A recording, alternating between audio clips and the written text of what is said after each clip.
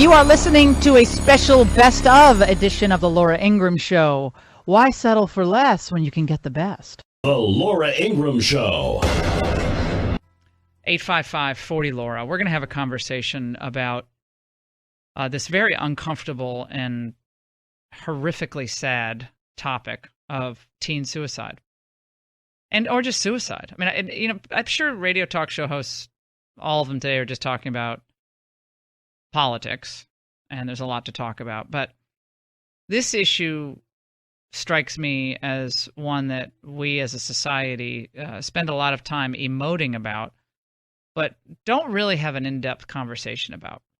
You always see stories about how, well, grief counselors have been dispatched to the scene. Now, I don't know what grief counselors do. Maybe there's some benefit to the grief counselors being there, and they have workshops or people share their feelings, and maybe there's some benefit to that. But for me, it seems like we're missing something that our young people are missing today. Maybe it's our presence, maybe it's our attention as parents, willingness to actually have an uncomfortable conversation with our kids, difficult conversations that can be awkward. Maybe we don't want to believe that our kids aren't perfect. When you have kids, as I have 3, there's this old saying, you're only as happy as your least happy child. And I can say in my now 7.5 years as a mother, boy, there's very few things that strike me as true and indisputably true as that old saying. Because if your kids are hurting, you're hurting. If a child is hurting, you're hurting. If it's emotional, if it's struggles in school, if it's difficulty in focusing, if it's someone being picked on, it hits you as a parent. If you're an engaged parent, that is. It hurts. And you struggle to come to the right conclusion. You ask whether there's anything you could have done, or you question your decisions as a parent, whether, gosh, didn't I see this coming? And I have little kids, relatively still small, even though they're getting so tall. Oh my gosh. Maria's 10 and a half, going to be 11 in a few months from now, and Dimitri's going to be 8. And you look at pictures and you're like, oh my gosh, where did it go? Where did the baby go? The babies are gone. There are no babies anymore. They're all gone. They're all big kids. They look like bigger kids every day. Maria looks like a teenager already. It's scary. But I first got word about this Monday afternoon because, of course, my friend's son is in this class. And we were in Iowa, Drew, and I think I told you, I got the email. I'm like, oh, I mean, it's like I felt like my heart physically went down into my stomach when I read this. Because, of course, as a parent, you think of, there's no words. You can't even go there. There's no words. So we don't want to go there. We don't want to really talk about it. We see a story in the New York Times or in a local paper, and then we move on. What's at the bottom of all this? And we also understand now, in the way they've studied, especially teen suicides, that they tend to come in clusters, oftentimes, where one kid kills himself, and then another and another in short order after that. What is that all about? Is that something to do with social media and academic pressure put on high school students? Has been blamed for contributing to suicide clusters, where one kid is just so distraught he or she has to keep up a front of, I'm perfect, I'm a varsity athlete, I'm applying to Princeton and Harvard, and I am in 3 AP classes, and but inside the child is hurting. Child's hurting. And at least 5 communities in the United States every year experience a youth suicide cluster of 3 or more suicides, according to Madeline Gold, professor of epidemiology in psychiatry at Columbia University. She's an expert in this topic. Teenagers and young adults are particularly susceptible to what is called suicide contagion, possibly because of the role that peer relationships play in their lives. or because of because of the nature of their brain development, they are more impulsive. She said that the second suicide at Fordham Prep was almost certainly an instance of imitation, with the death so close in time and in the same manner, they have to be more than just a coincidence. Tom K., I'm not going to say his last name, he killed himself in our freshman year of high school, in Glastonbury High School. And I kid you not when I say I think about him, I think at least once a day. I see his face like I saw it yesterday. He had red hair, kind of a little curly red hair, freckles, funny. He was in all my classes. He was in Russian, Spanish, high, we called it high ability back then. It was honors. They call it honors now, but it was called high ability, algebra, all the classes he was in with me. And he's just one of my buddies. And one day I got a call from my high school sweetheart that he had killed himself, shot himself. I remember walking to the cemetery off the green at Glastonbury, Connecticut, and the procession of the students standing around his grave. I just remember it like it could be yesterday. That's how vividly I remember it. You know how some things in high school are kind of a little hazy, foggy. You remember things, but they're not clear. This is clear. I remember this. This just stayed with me. Like, why didn't I see this? Was it something I could have done? Apparently, he had some crush on some girl, and she didn't return his crush, and I don't know if that was part of it. But you're impulsive. You're 15 years old. You're raring to go, but you really can't go, right? How many of you have been affected by suicide? Two of my close friends have had their fathers commit suicide. And I'll tell you something, a parent commits suicide, and especially if a child finds a parent, you want to talk about a kid who takes that around for the rest of his life? Can be defining for the rest of your life. It's why it's called the unpardonable sin, because you don't have time to ask for forgiveness after suicide. Well, if it's mental illness, then there's, I think people think of it differently. And mental illness has such a link to suicide in adults. Alcoholism, drug abuse, other types of mental illness that go undiagnosed. Let's go to Steve in Massachusetts on line 1. The teen suicide saga, and now Fordham Prep, 2 young men throw themselves in front of Metro North trains within 2 weeks of each other, the last in front of a number of his classmates. Steve, go ahead.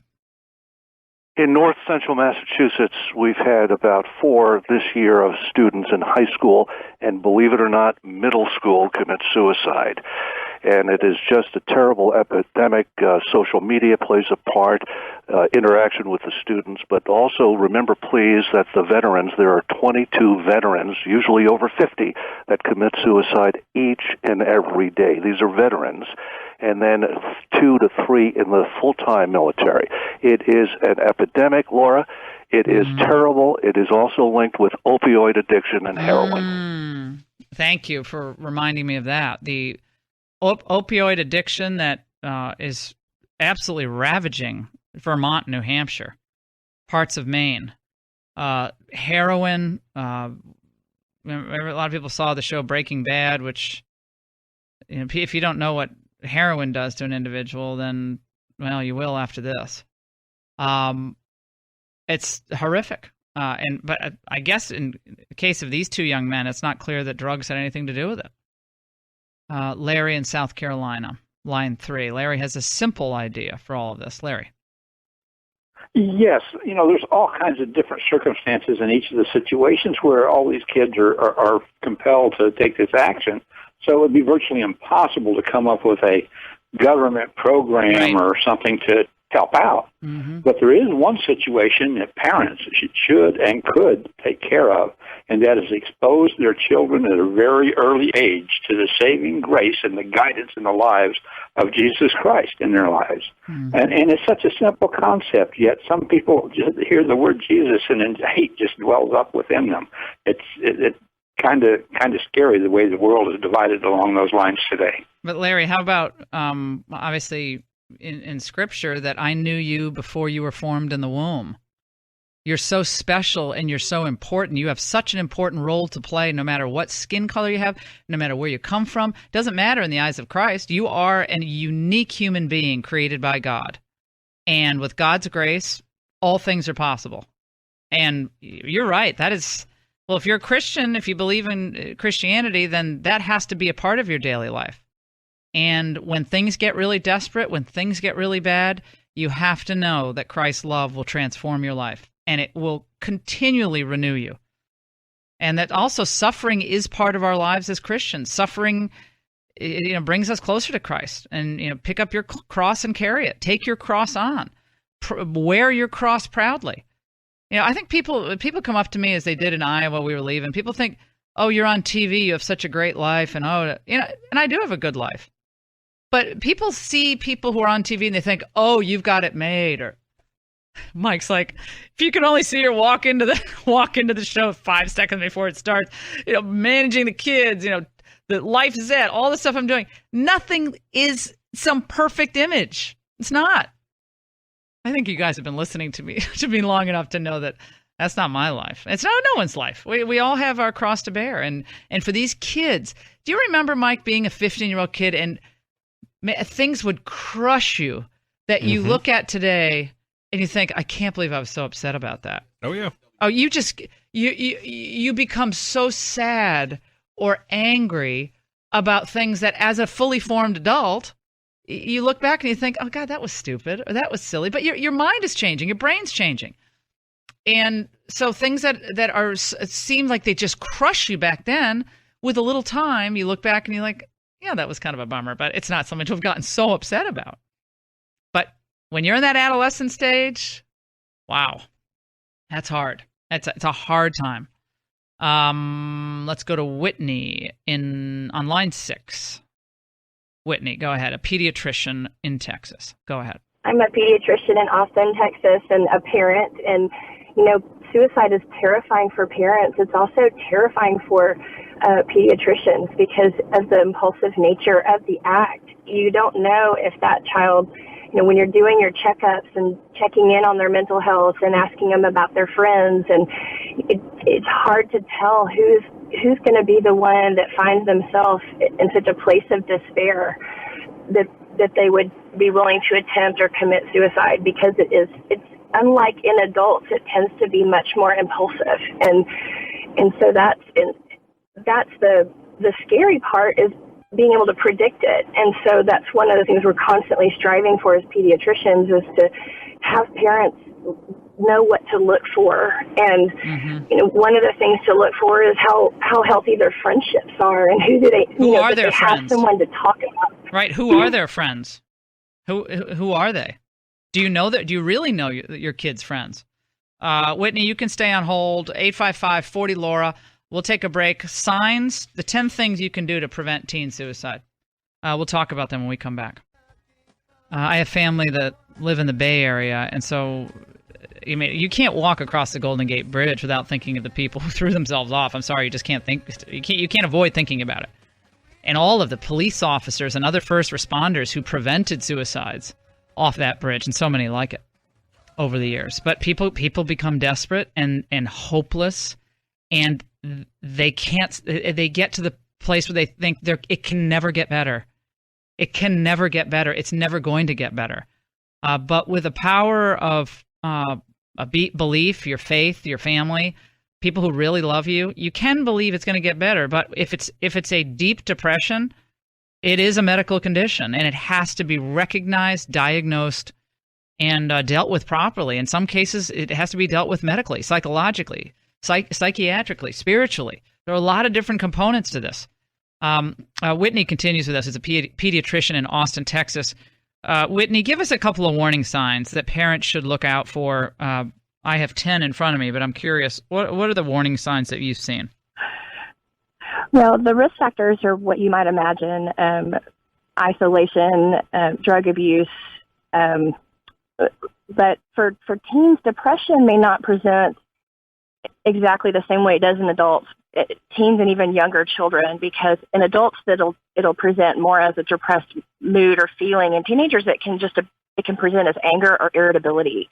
And so that's one of the ways to start knowing that it's time to ask. And so I don't know if I could name any of the others on your list of 10. Loss of interest in current activities that they might enjoy. That's a big one. And I've known that. I knew that for a fact because of another example of a suicide. Someone who used to love to play soccer, was a star soccer player, suddenly says, I don't want to play anymore. A lot like that. 855-40-LAURA. I'm trying to help people here today on the Laura Ingraham Show. Don't go away. They're not the same people afterward and never will be again. What is at the heart of all of this? Is it a spiritual emptiness, deficit? Is it impossible to ever really draw a connection among all these different desperate acts of our young people? It is an epidemic proportion in this country right now, and cluster suicides take place where we have copycats occur in a high school or junior high school setting. One occurs and then one or two more in short order, as happened this week at Fordham Prep, which is an all-Jesuit male high school in the New York area. These two young men, both sophomores, 15 and 16 years of age, threw themselves in front of the Metro North trains, and of course, a horrific death. And in one case, a number of the classmates of this student witnessed it. Let's go to John in Oregon on line 5. And your stories that you're going to share with me and how your life has been impacted by this could be very helpful to other people listening, especially people who have become themselves desperate at times. Let's face it, life can take you into a very dark place. We all like to put on this air that everything's perfect, but we know it's not. John, go ahead. Yeah, good morning, Laura. Thank you for having me on. I believe you hit it right on the head when you said spiritual deficit. It's pretty obvious to me that there's not a lot of spiritualism outside of the connection with church and religious dogma, and these young people don't understand that their Creator created them with a pure spirit, that they're spiritual the day they're born, and that looking around themselves, they don't really see people dealing with each other in a spiritual manner. It's all in a, I'm bigger than you, I'll beat the heck out of you, I got this kind of politics, I'm going to do this, do this, do this. There's not a lot of a spiritual congression, kindness outside of religious. Well, that's part of, just pure kindness, compassion, caring about another person, taking time to slow down in your own life to say, how are you, and really mean it. When you're in this situation that so many of us find ourselves in, where you're rushing all the time, it's hard to have a conversation. Sometimes you feel like, I don't have time. I can't. Someone calls you. Do you have a minute to talk? I really don't. I've got to go. I'll call you later. Then you realize, oh my gosh, I never called him. I never called her. How many times in the course of a week does that happen to any of you? Maybe that call is a call you really should have taken, but you didn't. And how many of you throughout the course of a week say to yourself, oh my gosh, I've got to call my Aunt Mary Jane. Oh my gosh, I forgot to call my father or my mother. Oh, I've got to call them. And I think we all have to help each other to take a breath and make that connection. Reconnect. Make the connection. Take the time. Because when that person that you haven't connected with is no longer with us, you are going to wish that you took the 5 minutes, 10 minutes out of your busy day to actually connect. And maybe even prevent someone from being really sad or depressed, or cheer someone up who's in a bad situation. Let's go to Mark in Alabama, who is a preacher. And Mark has a comment. The subject is a very uncomfortable one. A lot of people in talk radio won't talk about it, but I will. It's called suicide. Teen suicide. At a Plano high school in Texas, 2 teens committed suicide this past week. We'll talk about that as well. Another horrible story there. Mark, go ahead. Laura, I'm an evangelist. I preach about 7 or 8 youth camps every summer. 26 years I've been preaching 45, 47 weeks out of the year. I preached to a lot of kids. These kids are cutting themselves. I'll go into a church and I'll say, how many of y'all know someone that cuts herself? In the last 20 years, I've never had a church where there wasn't at least 30 or 40 hands go up in a church of 100 people. This last summer, I had 3 kids that were cutters. They come to me after the service, want to talk to me. All 3 of them, because of being a cutter, I asked them the same question. Have you ever thought about killing yourself? All 3 of these kids said yes. And immediately I said, we've got to talk to your mom and dad about this. This is why I called. All 3 kids says, we can't talk to our mom and dad about this. I'm telling you, that just tears my heart out. That's really sad. Someone that can't talk to their own child. I know it sounds cliche, but communication is everything. And these kids that are cutters, that is a whole nother realm. You don't have enough time on your show. No, that's a whole nother hour we can do. It is, and I think it's linked together because if they want to hurt themselves that way, the ultimate is to take their life. And I know I don't have much time, but the greatest attribute that God gives mankind is the attribute to love.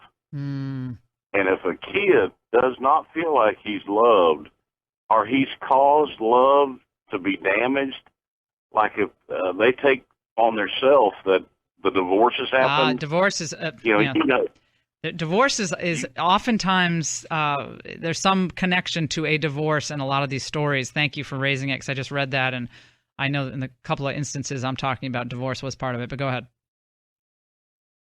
They blame themselves.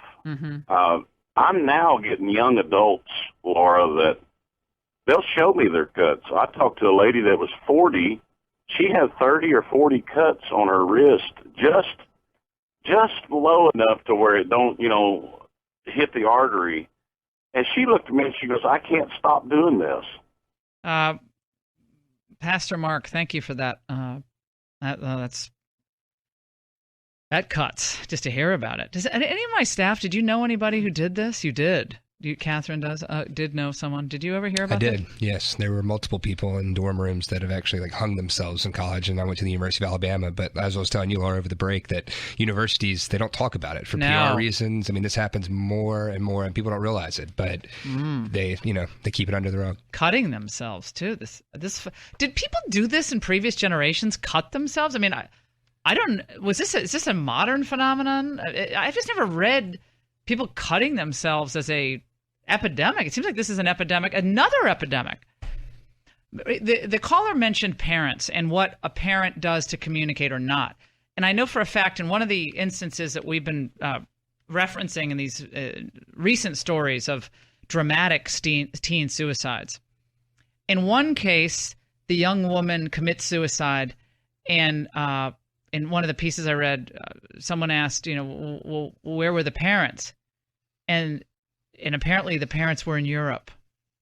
She's in high school. Parents were on a couple-week trip in Europe. So the child is alone or with a caretaker, a relative, or friend. The parents are in Europe. Now, does it mean parents can never go on vacation alone? I'm not saying that.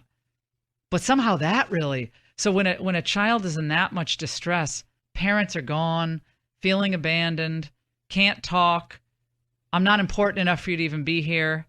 All of I think that was a pretty astute call. Do we talk at our kids? I mean, I just got report cards yesterday. I feel like I'm talking at my kids too much. Or do you talk with your kids?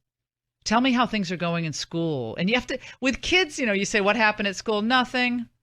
Did you have a good day? Yeah. You really have to kind of ask questions in unique ways to get answers from kids because they tend to be monosyllabic. Yeah, it was good. Did you have fun? Yeah. You have to really dig. You have to be there for a longer period of time, and you can't get information out of kids or even their feelings with just a quickie. How's it going? Good. Gotta go. It doesn't work that way. You have to really spend extended periods of time with your children to really get to know what is happening in their minds, their developing minds, with their friends at school. Anyone upset at school? I mean, I dig for information. Then usually 20 minutes later, I find out the truth. But Sometimes it's sequestering the witnesses, but you really do have to dig to find the truth. And again, my kids are young. 855-40-LAURA. Keeping kids out of isolation, bringing them into the fold of a religious community, a faith-based community. Maybe some of you call it a spiritual community. Feeling like you're loved. If a child feels like he or she is not loved, wow, that's a hard place to be for a little kid. Hard place to be for a teenager who's already going through the hormone changes and the heartbreak and the crushes that are unrequited. But if you feel like you're not loved and there's no point to it all, that's a very low place that you can get to. We'll take your calls, close it out. Do you know anyone who came to this point and turned his or her life around? And how did it happen? Don't go away. And then her classmate, another 17-year-old, was found in a wooded area close to the school stadium. Both, it looks like the suicides are related. They were both good friends. So sad. Collin County, Texas. This was this week as well. Let's go to Dan in Florida. Dan, as a father, you lost your son to suicide. I'm so sorry, first of all. It doesn't mean anything to say I'm sorry, but maybe sharing your story could help somebody. So tell us what happened. Well, he asphyxiated himself. 17-year-old, fixing to go in the Navy, life was pretty good. I can see now, looking back, there were signs I should have seen. And I would say that's one of the things, just from a parental aspect of it, is that, hindsight is 20/20. The other thing that I will say, and I continue to see that with people of his age and older now, and even with my daughter who's 2 years older, social media develops and helps to develop very shallow friendships and very esoteric social skills.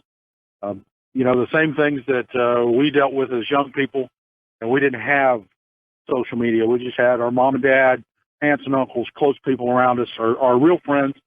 Kids these days go to the internet to get advice. They go to some clown they've never met before who's a friend on Facebook of a friend of a friend.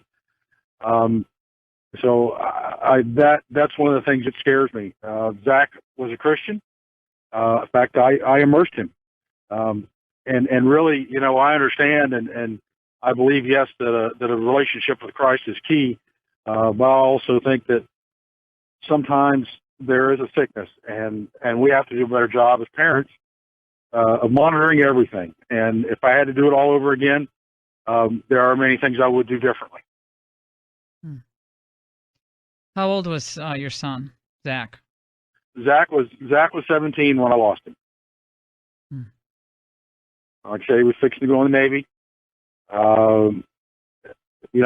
Had you would think life by the tail. Good kid. He was my third kid, so it seems kind of a typical that third kids are the easiest.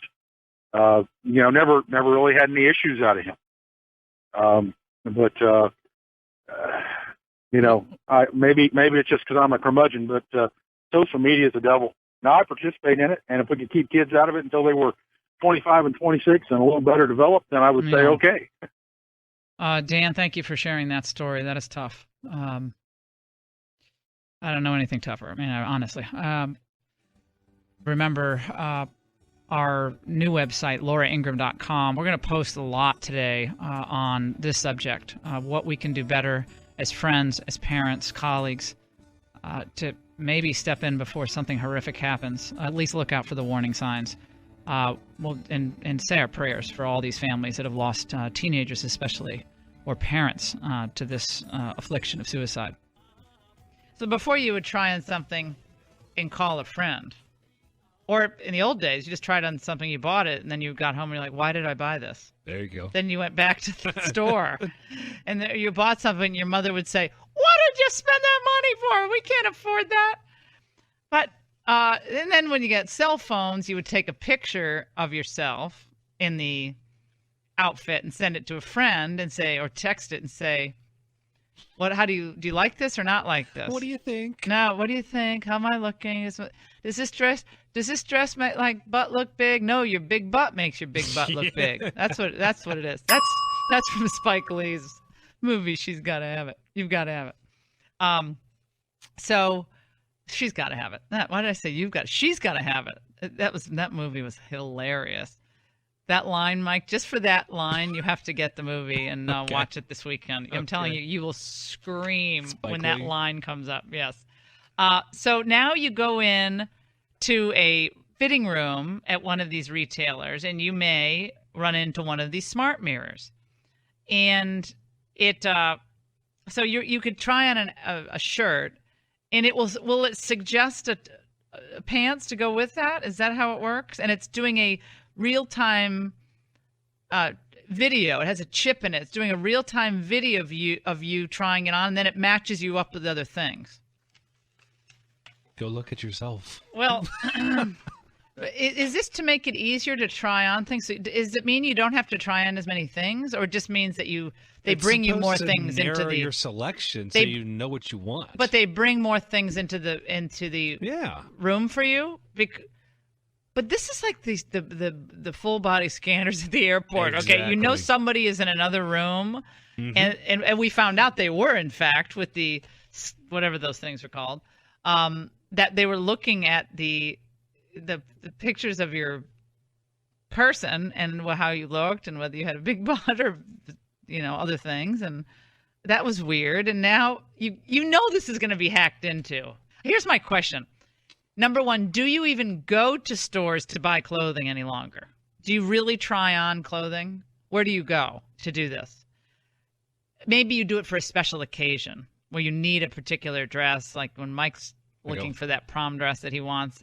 He'll go. I was going to go with my wedding. A Macy's to try on like 4 really killer ruffled pink and aqua dresses. So that's what Mike will do. 4 inches above the knee. Yeah, we just make it a micro mini dress. Yes. But if it's that, maybe you go to the store. Like if I had to go to something like some black tie thing, and I have to buy something new, I'm sick of my clothes, I will go and try stuff on. Let me just say, I am so not the girly girl, which I know will shock all of you. I despise shopping. I cannot stand to go to stores.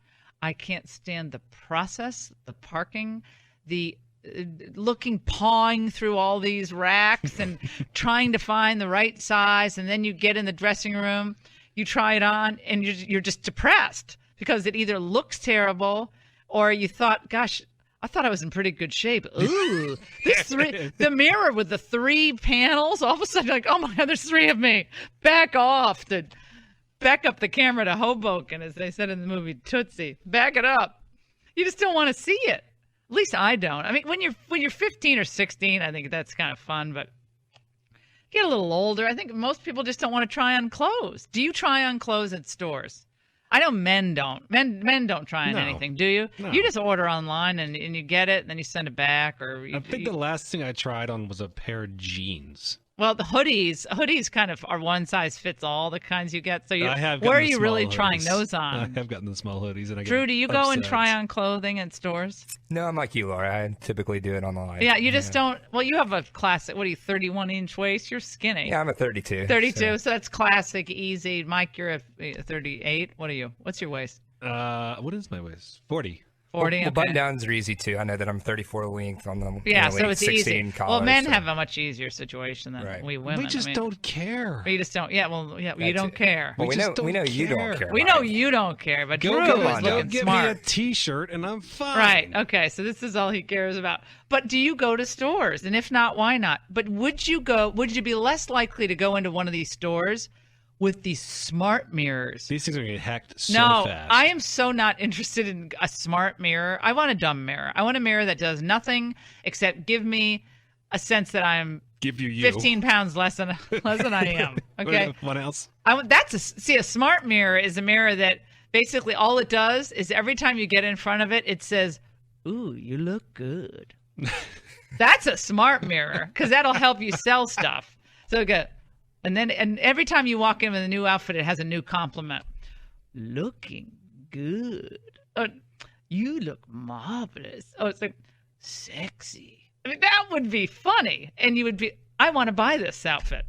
Maybe it's a little too kitschy, but something like that is smart. But this thing is a dumb mirror. A chip that will record your outfits and send these sales clerks things to bring in to have you try on. So yeah, now it's also collecting data on the fashion on trends. The shopper. Yes, on the shopper, what your preferences are. Exactly. And then they're going to push ads to you. This is another way to push advertising at you. By the way, who else hates going to the gas station and having to see really bad programming on the gas pump now? The TVs. You can't get away from screens. You in the cabs in New York City or Washington, to the extent that you're ever taking cabs, there's a screen. I rushed to push it off when I'm with Maria last weekend in New York because there's some horrible ad for these women in thongs and what. Maria's looking, what is that? I go, I'm like reaching over to turn it off. And the ads are loud too. I mean, they're it's a really video. loud. But you have to affirmatively turn it off instead of having it off and affirmatively having to choose to see these bad things. You know what else I hate?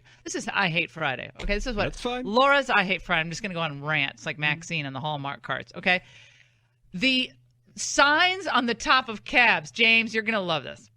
On the top of cabs. Gentlemen's clubs all over New York City with the women who are they're lying down on some piano. Why do you lie on a piano? What are you going to do on a piano? I don't want to know what you're going to do on a piano, but you're not playing the piano. And it's like gentlemen's clubs. XXX. Again, Maria says, "Mom, what's that?" Oh, I said, that's a comedy. It's a joke about men who can't get into clubs. She's like, oh, okay. I should tell her the truth, I guess, but I'm not telling her the truth because it's too horrifying. So our children have to see this. Every movement we make, we have to be bombarded by this nonsense. And now we have to go, all of us who can't stand, as it is, we can't stand trying on clothes. Now we have to have this dumb smart mirror that records some of our outfits and then pushes information out to clerks and advertisers, and it's all going to be a what about when kids go into these dressing rooms? They don't even know. No. They have no idea. It's going to get all recorded. As with most technology these days, data plays a big role. Stores hope to track fashion trends and habits, the likes and the dislikes. That has privacy advocates concerned. So as long as the customers know and are given a right to choose what's collected or what their interactive experience is, that probably makes sense to most people. But our concern is clandestine or surreptitious collection of data. 855-40-LAURA. Do you buy clothes in the store that you have to try on regularly? Oh, Becca doesn't. Routinely. Becca doesn't. Do you do this? Yes or no? 855-40-LAURA. Shopping smart mirrors. Do you shop? If you don't shop, why don't you shop to try on clothes? We'll take a break. You're listening to the Laura Ingraham Show, 855-40-LAURA. We have a lot to get to, but there's campus craziness. I mean, we have to get caught up on these stories just so you understand how our young people are being propagandized and brainwashed on this political correctness, intolerance for diverse viewpoints, intolerance for conservative viewpoints. There's a monolith being crammed down students' throats on college campuses. And if you dare challenge the monopolized speech that they traffic in, if you dare challenge it, then you'll probably get graded down. You'll probably be brought up before the student disciplinary committee on charges, and you probably won't get any job recommendations by your professors.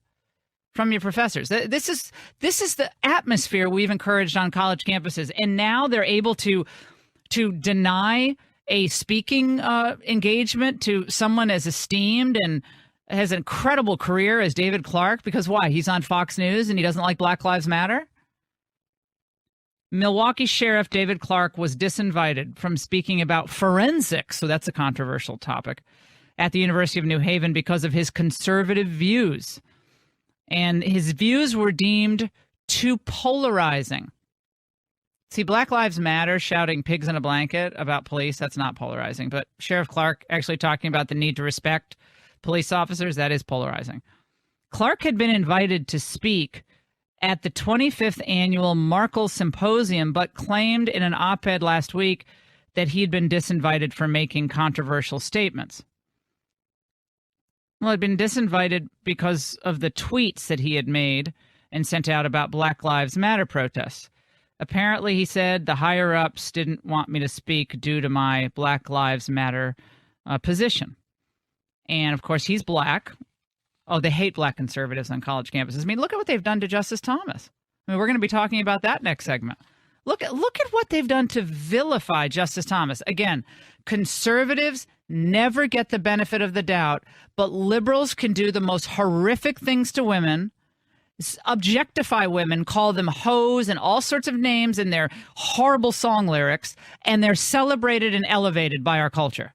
But if you're a conservative and you're accused of anything, they will immediately convict you in the court of public opinion or otherwise.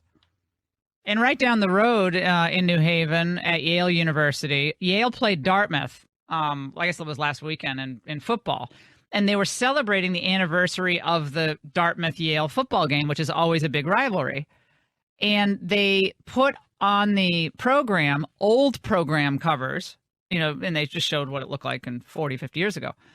And one of the programs was from the image of the program on the cover of the new program was from 1944, and it showed a Yale player setting fire to an American Indian's clothing. I mean, it was a cartoon image because we were the Dartmouth Indians. And the executive director of Yale's Indigenous Performing Arts program, you can't even make this up, called the images dehumanizing. Yale athletic director Tom Beckett acknowledged to the New Haven Register that the cover was offensive.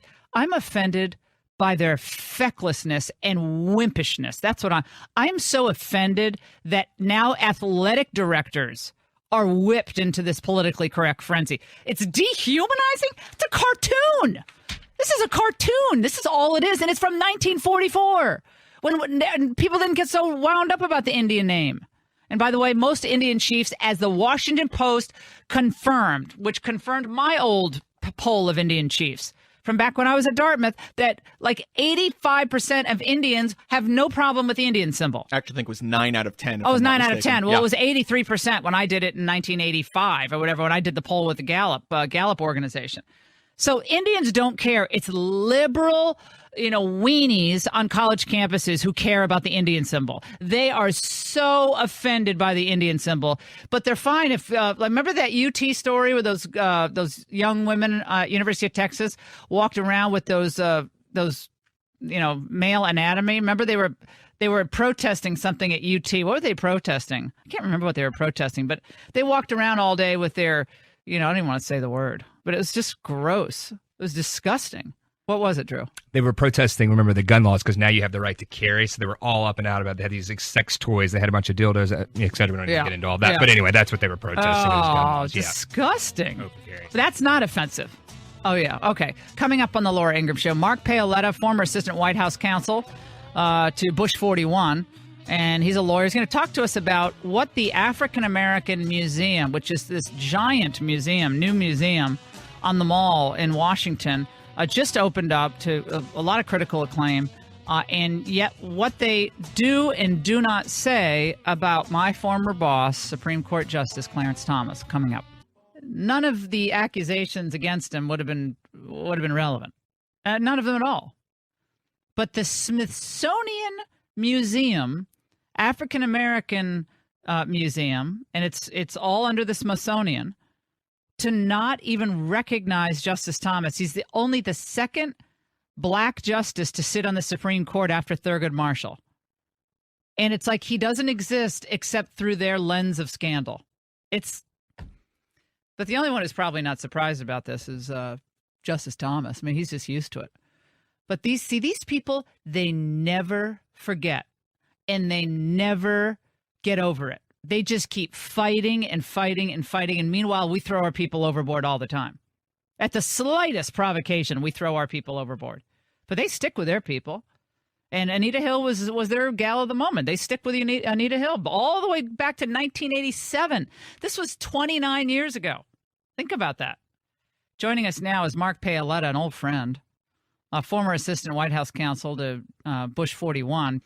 He was one of the original, he's an adopted clerk in the Justice Thomas chambers. We have some adopted clerks, and he's one of them, but he's just one of the most one of the stellar human beings in Washington, D.C., and a great friend of the justices and a great supporter during that very trying confirmation hearing period. And he joins us now for reflection on the culture intolerance among us. Mark, good to talk to you. How are you? Hey, Laura. Good to be on. So, are you surprised that the African American Museum only references Justice Thomas in terms of Anita Hill? As you just said, Laura, I'm not surprised. It's the same old, same old. We were talking a couple months ago about that ridiculous movie that HBO trotted out to attack the justice, and you're right, they don't forget. I went to the museum. I went to the new museum and walked around for 3 or 4 hours, and it's stunning. It's stunning. They have several references to Anita Hill in there. A big photo of her. They have a button, I believe Anita Hill button. And they have nothing on Clarence Thomas. They also have a couple references or pictures and photos of Al Sharpton and other great people, but nothing on, as you said, our second black justice, our longest serving black justice in the United States history, and who's written more than 500 opinions. Tom Goldstein, who runs SCOTUS blog, calls him our greatest justice, for the idea that he's introduced into the court's jurisdiction, into the jurisprudence, and yet here's a guy who's overcome, right, born in the segregated South, an amazing, American story, and there's nothing on him. Oh my gosh, his autobiography, what is it called? My Grandfather's Son. My Grandfather's Son. My Grandfather's Son, because he was raised by his grandfather, and it is so. Gosh, I remember reading it, and of course I know him so well. So reading it, I cried during this book. It was it was so moving, and you see the character of the man as developed through hardship and through great trials in life. And you know him, Laura, mm-hmm. and I actually set up a website called justicethomas.com mm-hmm. where it has a bunch of articles. It actually has your interview with him back in 2007. I think in October this month, where you interviewed him on your show, and I have a lot of other interviews. I have a lot of other articles, some law review articles, just so people can have a place to go to learn about this great man. It's called justicethomas.com. Oh, that's fantastic. It's interesting in wake of Justice Scalia's death, how much more important Justice Thomas becomes on the Supreme Court as really the last reliable, solid. Well, I guess Alito would be described as that as well. But just because Alito's far newer to the court than Thomas, I mean, Thomas takes on far greater importance. Don't you agree? Absolutely agree. Two things on that, Laura. One of them is the smear on Justice Thomas, right, that he was Scalia's puppet, right? And that was something that I believe is a absolutely racist attack on him.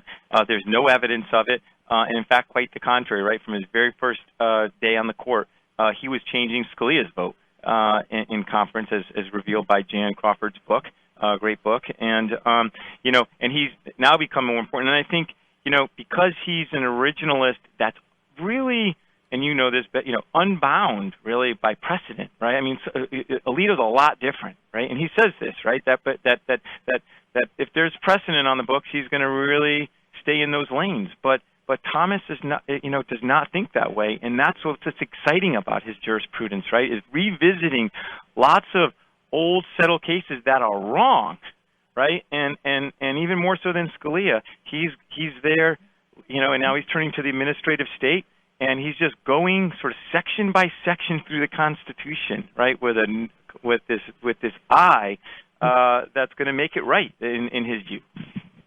Well, I love reading the liberals who've written about Justice Thomas quite glowingly over the years. Their original take on Thomas was that, you're right, he was just an echo of Scalia. But then they actually, I guess, started reading his opinions, and he and Scalia disagreed on reasoning a lot. They often were in agreement, but not always, on important issues. And significant issues they disagreed on, but they often came down on different reasoning, and so their judgment was based on a different analysis of a particular case. And finally, the legal writers have begun to understand that and write about it, and that actually has been fairly heartening. I couldn't agree with you more, and I'm sort of collecting these reviews. But Tom Goldstein, Akhil Amar, right? Mark Tushnet, who was a vociferous opponent of Thomas when he first went on the bench, has called him making enduring a contribution to the court's jurisprudence. So yeah, it's really come along. It's the partisans, unfortunately, right? It's this new museum that continue either their attacks or their omissions on the justice. But you're right. The legal world and the academics are starting to catch up with the fact that the justice has this amazing record, this very well-developed jurisprudence that is his own, that is different than Scalia's. They often get to the same place, and a lot of times they don't, right? Or oftentimes they don't, but for different reasons. So it's exciting in that regard, and I think, as much as anyone, he's undaunted, right? All of these attacks, all of these criticisms, and he's just going to keep rolling along, laying down his jurisprudence. And I think confident that the court's jurisprudence will catch up with him.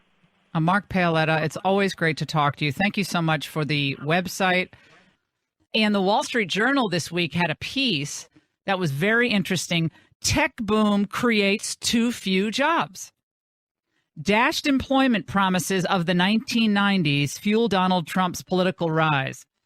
The technology revolution has delivered Google searches, Facebook friends, iPhone apps, Twitter rants, and shopping for almost anything on Amazon, all in the past decade and a half.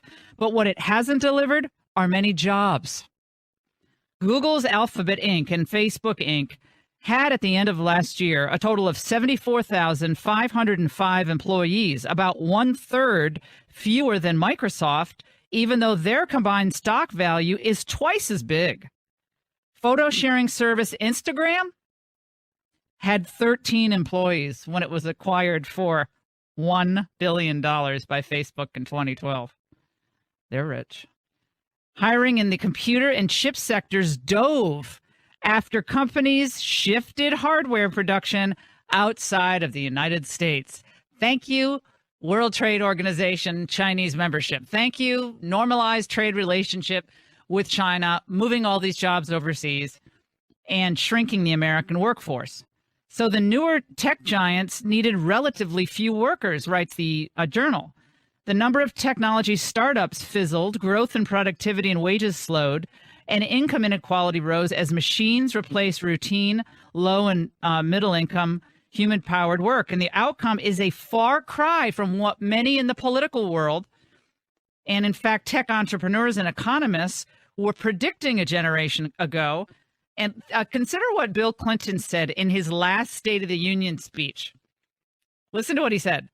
America will lead the world toward shared peace and prosperity and the far frontiers of science and technology. His economic team trumpeted, quote, the ferment of rapid technological change as one of the U.S. economy's principal engines of growth.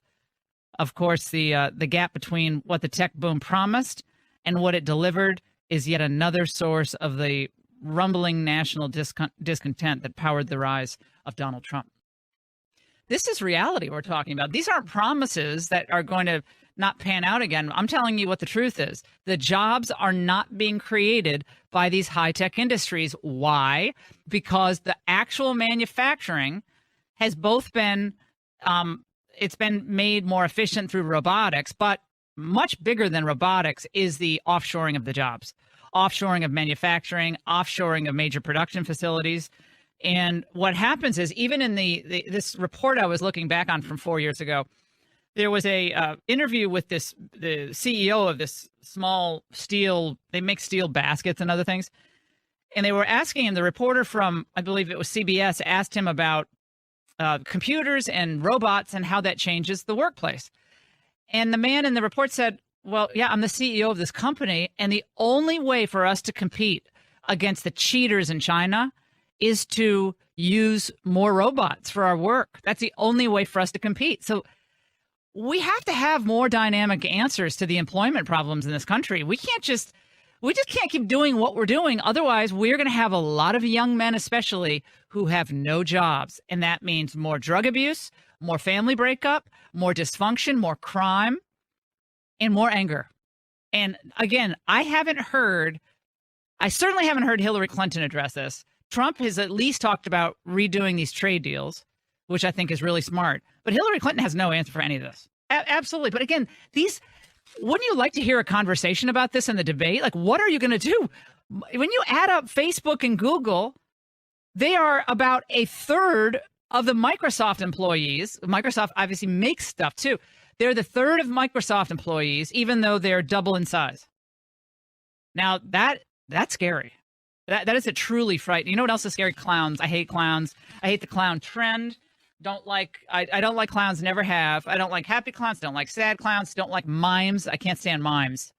The mimes in Central Park, they do this, they pretend they're walking up a wall, the white Trapped face. in the Box, of course, a classic. Trapped in the Box. I can't, the old fishing reel, reel it back. Oh, no, it's all tedious. Can't stand it. But the scary clown epidemic has now led the folks at McDonald's to, they're putting less emphasis now on Ronald McDonald. First of all, don't change your brand because some idiots are doing. I don't agree with that. Ronald McDonald is Ronald McDonald.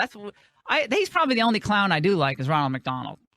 And I want to go back to the old, really unhealthy French fries too. I hate the new French fries. They're not as good as the old ones. The old ones were, I know, bad for you, but they really tasted much better. Don't you agree, James? Oh, my gosh, yeah. You can't even compare the taste. The taste now is like kind of tasteless cardboard. I think it has to do with the oil that they were using because it was like animal oil, and then vegetarians were getting all upset about it, so they had to change. It's just not the same anymore. No, it doesn't taste as good. So they're getting rid of the Ronald McDonald, at least for the time being. And they're also, another thing that they're doing at McDonald's is they're now, instead of Ronald McDonald on the walls and the old characters they used to have on the walls, now they're putting graffiti. They're copying the, quote, great graffiti artists in Europe. So all through the European McDonald's, they're putting that stupid graffiti all over the walls, and customers are complaining. Good. I'm glad they are. It's unpalatable. It's not going to make me want to eat or go to McDonald's. Just look at the lousy graffiti. And don't call it art. It's graffiti, okay? Get a canvas or get something else. It's not art.